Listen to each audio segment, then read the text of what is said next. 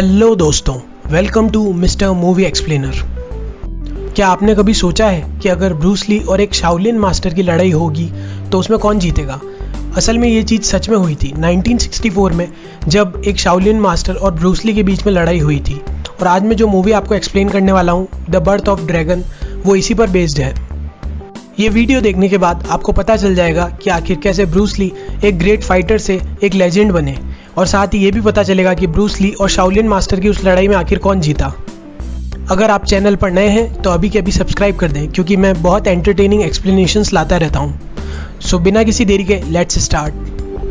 Movie के start में हम देखते हैं कि चाइना में एक जगह शाओलिन के मास्टर और ताइची स्कूल के मास्टर के बीच में एक फ्रेंडली फाइट का मैच हो रहा था, जिसमें शाओलिन को वोंग जैकमैन नाम का एक ग्रैंड मास्टर रिप्रेजेंट कर रहा था। इन दोनों के बीच में बहुत इंटेंस फाइट चालू हो जाती है, जिसमें वोंग जैकमैन पर वो ताइची मास्टर भारी पड़ने लगता है, जिसके बाद में कुछ ऐसा होता है जिससे कि उस ताइची मास्टर की ज़िंदगी और वोंग जैकमैन की ज़िंदगी पूरी तरह बदल जाती है। अब वो क्या हुआ वो हम कहानी में आगे जानेंगे। सीन शिफ्ट होता है और हम देख पाते हैं कि ब्रूस ली सैन फ्रांसिस्को के चाइना टाउन में लड़कों को कुंग-फू सिखा रहा था। ये वो टाइम था जब ब्रूस ली पूरी दुनिया में उतना फेमस नहीं हुआ था और ना ही एक लेजेंड बना था। अभी वो छोटी मोटी मूवीज़ में ही काम किया करता था। आगे हम देखते हैं कि ब्रूस ली एक स्टूडेंट स्टीव मैकी से पूछता है कि उसको क्लास में कैसा महसूस हो रहा है, जिसके बाद स्टीव मैकी ब्रूस ली को चैलेंज करता है कि वो उससे फाइट करेगा। इसके बाद उन दोनों की फाइट होती है, जिसमें ब्रूस ली उस पर बिल्कुल अटैक नहीं करता, जबकि स्टीव उस पर कहीं अटैक करता है, पर ब्रूस ली हर एक अटैक को डॉज कर देता है, जिस वजह से स्टीव वहाँ से गुस्सा होकर चला जाता है। उसके बाद हम देखते हैं कि ब्रूस ली का एक स्टूडेंट विनी क्लास खत्म होने के बाद अपने घर जा रहा था। तभी ब्लॉसम आंटी नाम की एक गैंगस्टर के गुंडे उसको आकर पकड़ लेते हैं, क्योंकि विनी ने ब्लॉसम आंटी के क्लब में जाकर जुआ खेला, पर वहाँ पैसे हार गया और चुकाए नहीं। पर तभी वहाँ ब्रूस ली आ जाता है और उन सारे गुंडों की धुनाई कर देता है। आगे हम देखते हैं कि विनी एक मैगजीन पढ़ रहा था, जिसमें वो देखता है कि लिखा था कि ब्रूस ली को सिर्फ एक आदमी हरा सकता है, जिसका नाम है शाओलिन मास्टर वोंग जैकमैन। साथ ही विनी को यह भी पता चलता है कि शाओलिन मास्टर चाइना से सैन फ्रांसिस्को आ रहे थे। जब वो ये बातें स्टीव को बताता है तो स्टीव वोंग जैकमैन से मिलना चाहता था, और इसीलिए वो उनको रिसीव करने के लिए पोर्ट पर पहुंच जाता है।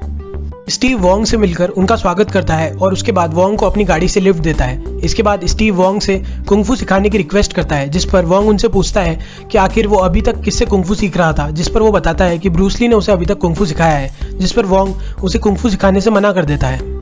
आगे हम देखते हैं कि स्टीव एक जगह पर सामान डिलीवरी करने जाता है। ये जगह ब्लॉसम आंटी की थी। यहाँ पर हम देखते हैं कि वो एक लड़की शुलान से प्यार करता था, पर वो ब्लॉसम आंटी के लिए काम करती थी और ब्लॉसम आंटी के गार्ड उसे किसी भी अजनबी से मिलने नहीं देते थे। आगे हम देखते हैं कि जब ब्रूस ली को पता चलता है कि वोंग जैकमैन नाम का एक शाओलिन मास्टर सैन फ्रांसिस्को आया है, तो उसे लगता है कि जरूर वो ब्रूस ली को उसके काम से रोकने के लिए आया होगा, क्योंकि शाओलिन मास्टर्स को ऐसा लगता था कि कुंग-फू चाइना के बाहर नहीं जाना चाहिए और ब्रूस ली इसे अमेरिकन को सिखा रहा था।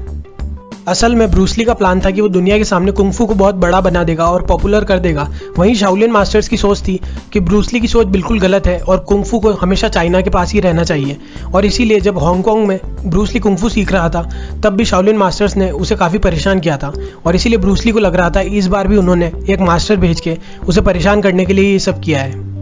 वहीं आगे हम देखते हैं कि विनी और स्टीव ब्लॉसम आंटी के उस क्लब में जाते हैं जहाँ पर शुलान काम करती थी, और वहाँ जाकर शुलान को स्टीव एक लव लेटर देता है। पर ब्लॉसम आंटी को शुलान और स्टीव के बारे में पता चल जाता है, और वो शुलान को धमकाती है कि अगर वो अगली बार ऐसा कुछ करते हुए पकड़ी गई तो उसके बाद उसकी खैर नहीं है। आगे हम देखते हैं कि ब्रूस ली डिसाइड करता है कि वो वोंग जैकमैन को सबके सामने सबक सिखाएगा और उससे फाइट के लिए चैलेंज करेगा। ब्रूस ली का प्लान था कि वो वोंग जैकमैन को फाइट में हराकर वापस चाइना भेज देगा, और इसीलिए वो स्टीव को बोलता है कि वो जाकर वोंग जैकमैन को ब्रूस ली के एक इवेंट में इनवाइट करे। इसके बाद स्टीव वोंग के पास जाता है और उसे बताता है कि उसके मास्टर ब्रूस ने वोंग को अपने एक इवेंट में इनवाइट किया है। वोंग आने के लिए हाँ कर देता है।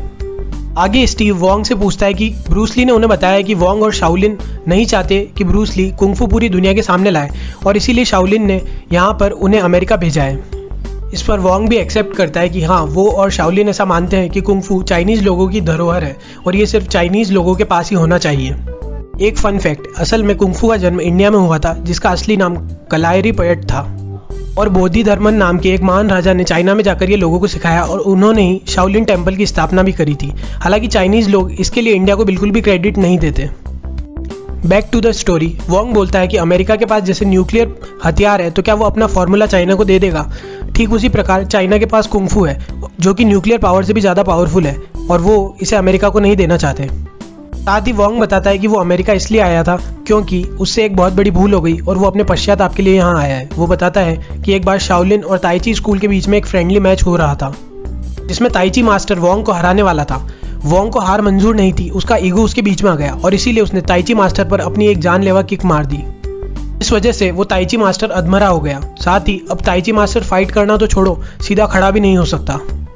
वोंग बताता है कि वो मैच कोई डेथ मैच नहीं बल्कि एक फ्रेंडली मैच था, पर उसने अपने घमंड के कारण एक ताइची मास्टर की पूरी जिंदगी बर्बाद कर दी और इसीलिए वो पश्चाताप के लिए अमेरिका आया है। वोंग यहाँ एक होटल में बर्तन धोने का काम कर रहा था और वो ये काम तब तक करने वाला था जब तक उसके मन से बिल्कुल घमंड खत्म ना हो जाए।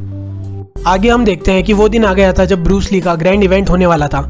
हम देखते हैं कि Bruce Lee world champion karate fighter को एक चैलेंज देता है कि वो उसे फाइट में आसानी से हरा देगा।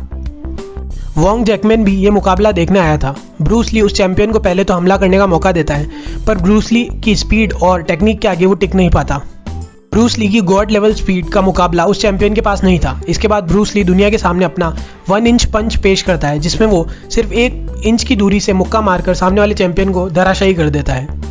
ये सब देखकर सारी ऑडियंस और मीडिया ब्रूस ली की भयंकर फैन हो गई थी। इसके बाद हम देखते हैं कि ब्रूस अपने प्लान के अकॉर्डिंग वोंग जैकमैन को सबके सामने चैलेंज करता है, पर वोंग लड़ाई से मना कर देता है।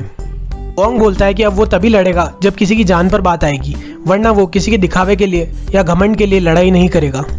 साथ ही वोंग ये कहकर चला जाता है कि वो जानता है कि ब्रूस ली की फाइटिंग टेक्निक और स्पीड सही में बेमिसाल है और उसका कोई जवाब नहीं, पर साथ ही उसकी फाइटिंग स्टाइल में एक लिमिटेशन भी है। ये चीज़ सुनकर ब्रूस को काफ़ी गुस्सा आता है। आगे हम देखते हैं कि विन्नी ने जो ब्लॉसम आंटी से पैसे लिए थे वो अभी तक चुकाए नहीं थे और इसीलिए कुछ गुंडे आकर विन्नी को बहुत मारते हैं और अधमरा कर देते हैं। साथ ही उसकी दुकान भी तोड़ देते हैं। जब स्टीव को विन्नी के बारे में पता चलता है तो वो ब्रूस ली से मदद मांगने जाता है। स्टीव चाहता था कि ब्रूस ली विन्नी का बदला ले, साथ ही शुलान को ब्लॉसम आंटी के चंगुल से छुड़वाए, पर ब्रूस ली लड़ाई से मना कर देता है। ब्रूस उसे एक्सप्लेन करता है कि जब वो हांगकांग में था तब उसने एक बदमाश लड़के की फाइट में बहुत पिटाई करी, इतनी पिटाई कि उसकी दोनों टांगें तोड़ दी। पर बाद में उसको और उसके फादर को पता चला कि वो लड़का कोई आम लड़का नहीं बल्कि एक डॉन का बेटा था और इसीलिए उसके फादर ने उनसे एक सुलह करी कि इसके बाद वो उस डॉन के किसी भी आदमी या काम में दखल नहीं देगा और इसके बदले में वो ब्रूस को छोड़ रहे थे। जिसके बाद ब्रूस हांगकांग छोड़कर अमेरिका आ गया और जो ब्लॉसम आंटी है वो उसी डॉन के लिए काम करती है जो कि हांगकांग में रहकर ये ऑपरेट करता है, इसीलिए वो चाहकर भी स्टीव की कोई मदद नहीं कर सकता।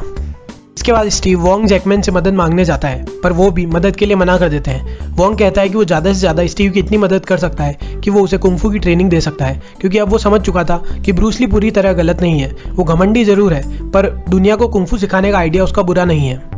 इसके बाद स्टीव ब्रूस ली की जगह वोंग से कुंफू सीखने लगता है। फिर एक दिन कुछ लोग स्टीव को पकड़कर ब्लॉसम आंटी के पास ले जाते हैं। ब्लॉसम आंटी बताती है कि अगर स्टीव ब्रूस ली और वोंग जैकमैन को एक साथ फाइट करने के लिए बोल दे तो वो शुलान को छोड़ देगी। स्टीव ये बात वोंग और ब्रूस ली को बताता है। ब्रूस ली तो पहले से ही वोंग से फाइट करना चाहता था और इसीलिए वो तुरंत हाँ कर देता है। वहीं वोंग भी स्टीव की मदद करना चाहता था और इसीलिए वो भी फाइट के लिए हाँ कर देता है। हम यहाँ एज ए व्यूअर समझ पाते हैं कि ब्रूस ली और शाओलिन मास्टर दोनों ही हांगकांग, चाइना और यहाँ तक कि अमेरिका में भी पॉपुलर हो चुके थे और इसीलिए ब्लॉसम आंटी और वो डॉन जानता था कि अगर इनकी फाइट हुई तो लोग इन पर काफ़ी सट्टा लगाएंगे जिससे कि वो काफ़ी पैसा बना सकते हैं। और उन दोनों का ये प्लान सफल भी होता है क्योंकि लोग लाखों करोड़ों रुपए इन लोगों के ऊपर सट्टा लगाते हैं। जस्ट इमेजिन 1964 में $10 मिलियन का सट्टा लगाना कोई छोटी बात नहीं थी। आगे हम देखते हैं कि ब्रूस ली चाहता था कि ये फाइट एक बड़े स्टेडियम में हो जहां मीडिया भी हो और जब मीडिया इसे कवर करेगी तो वो और भी ज़्यादा पॉपुलर हो जाएगा। पर वोंग जैकमैन चीज़ों को सिंपल रखना चाहता था और इसीलिए वो शर्त रखता है कि वो फाइट एक खाली बिल्डिंग में करेगा जहाँ सिर्फ 10-15 लोग अलाउड होंगे। ब्रूस भी वोंग की इस शर्त को मान लेता है और इसके बाद वो दिन आ ही जाता है जिस दिन ब्रूस ली और वोंग की एपिक फाइट होती है। फाइट शुरू होते ही ब्रूस ली बहुत एग्रेसिवली लड़ने लगता है। वहीं हम देखते हैं कि वोंग काफ़ी डिफेंसिवली लड़ रहा था। ये देखकर ब्रूस गुस्सा हो जाता है। वो कहता है कि वोंग को ढंग से लड़ना चाहिए। तब वोंग बताता है कि वो नहीं चाहता कि ब्रूस को चोट लगे और साथ ही ब्रूस अब घमंड से कहता है कि उसे ढंग से ही लड़ना होगा वरना ब्रूस ली उसे जिंदा नहीं छोड़ेगा।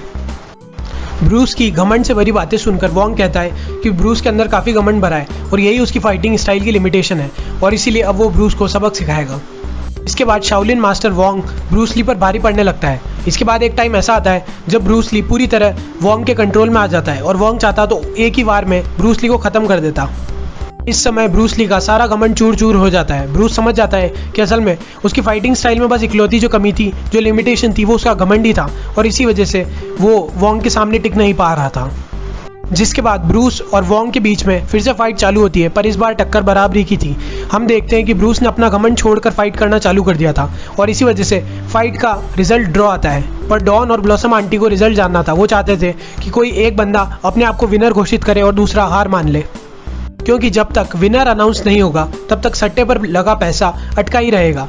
स्टीव ब्रूस ली और वोंग दोनों से ही रिक्वेस्ट करता है कि उन दोनों में से कोई एक बंदा अपने आप को विनर घोषित कर दे और दूसरा हार मान ले। दोनों ही ना तो हार मानने के लिए रेडी थे और ना ही खुद को जीता हुआ घोषित कर रहे थे। अब स्टीव के पास कोई ऑप्शन नहीं था और इसलिए स्टीव डिसाइड करता है कि वो शूलान को खुद बचाने जाएगा और ब्लॉसम आंटी के गुंडों से खुद ही लड़ेगा। पर वहां जाने पर उनके गुंडे स्टीव को बहुत मारते हैं और बिल्डिंग से बाहर फेंक देते हैं।